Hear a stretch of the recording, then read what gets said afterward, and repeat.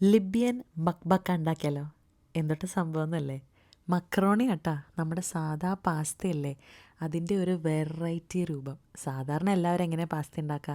Pasta വേറെ വെള്ളത്തിലിട്ട് വേവിക്കും, ഇപ്പുറത്ത് കുറേ സോസസ് മസാല വകേറെ സാധനങ്ങൾ ഉണ്ടാക്കും. എന്നിട്ട് ആ പാസ്ത എടുത്തിട്ട് ഇതിൻ്റെ ഉള്ളിലിട്ടിട്ട് ഇതിങ്ങനെ ഇളക്കി സെറ്റ് ചെയ്യും. ഇത് കംപ്ലീറ്റ്ലി ഡിഫറെൻ്റ് ആണ്. ഇത് ഒരു അറബിക് ഡിഷാണ്. ഇതിൻ്റെ ഉത്ഭവം അങ്ങ് ദുഫൈലല്ല, ലിബിയയിലാണ്. ഞാൻ ലിബിയയിലായിരുന്നു കേട്ടോ പണ്ട്. അപ്പം എൻ്റെ അപ്പച്ചൻ എൻ്റെ അമ്മച്ചീനെ ആദ്യം പഠിപ്പിച്ചൊരു സംഭവമാണ് ഈ ഒരു മക്രോണി.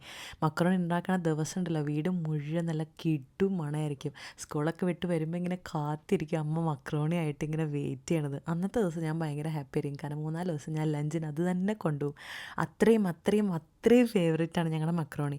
ഇപ്പം എൻ്റെയും ഷെബിൻ്റെയും ഫേവറേറ്റാണ് ഞങ്ങളുടെ മക്രോണി. ഞാൻ ഇങ്ങനെയാണ് പാസ്ത ഉണ്ടാക്കുക. എങ്ങനെയാണെന്ന് വെച്ച് കഴിഞ്ഞാൽ, നമ്മൾ ആദ്യം ചിക്കൻ മസാലയൊക്കെ ഇട്ട് വേവിക്കും. എസ്പെഷ്യലി നോട്ട് ചെയ്യേണ്ട 2-3 കാര്യങ്ങൾ: നമ്മൾ യൂസ് ചെയ്യേണ്ട oil is olive oil.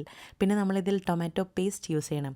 Puree അല്ല, പേസ്റ്റ്. ടൊമാറ്റോ പേസ്റ്റ് തന്നെ കടയിൽ നിന്ന് പോയി വാങ്ങി നമ്മൾ യൂസ് ചെയ്യണം. എന്നിട്ട് ചിക്കൻ ഒരു 3/4 വേവായി കഴിയുമ്പോൾ അതിലേക്ക് നമ്മൾ ആ പാസ്ത ഇട്ടിട്ട് അടച്ച് വെച്ച് ഒരു 10-15 മിനിറ്റ് വേവിച്ച് കഴിഞ്ഞിട്ട് പിന്നെ ആ ഫ്ലെയിമെല്ലാം ഓഫ് ചെയ്ത് ഇങ്ങനെ ആവിയിൽ വയ്ക്കുക. എന്നിട്ടുണ്ടല്ലോ, ഒരു 10-15 മിനിറ്റ് കഴിഞ്ഞിട്ട് അതിൻ്റെ മൂടി അങ്ങ് തുറന്ന് ആവി പറക്കുമ്പോൾ അതങ്ങോട്ട് കോരി കഴിക്കാം. വേണമെങ്കിൽ കുറച്ച് സലാഡും കൂടി കൂട്ടി കഴിച്ചോ.